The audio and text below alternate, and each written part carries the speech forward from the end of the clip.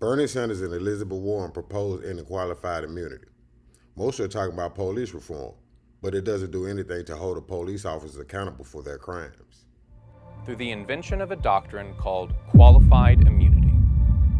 This innocuous-sounding term is a defense that state officials can raise in civil rights cases, even if they've broken the law. According to the Supreme Court, but contrary to the plain language of Section 1983, it's not enough to show that your rights were violated. You also have to show that the defendant violated clearly established law.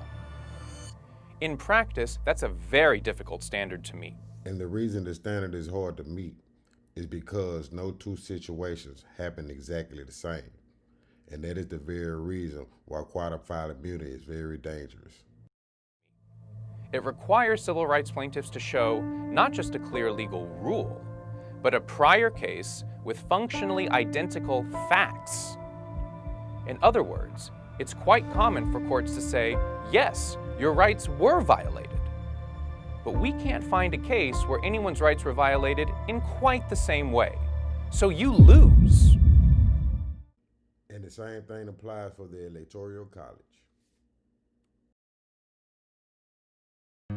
In a fair democracy, everyone's vote should count equally, but the method that the United States uses to elect its president, called the Electoral College, violates this principle by making sure that some people's votes are more equal than others. The Electoral College is, essentially, the 538 votes that determine who wins the presidency. If these votes were split evenly across the population, every 574,000 people would be represented by one vote. But that's not what happens because the Electoral College doesn't give votes to people, only states, which has some unfair consequences. For example, there are 11.5 million people in Ohio, so, to fairly represent them, it should get 20 electoral votes. Because of this vote redistribution, the Electoral College essentially pretends that fewer people live where they do and more people live where they don't.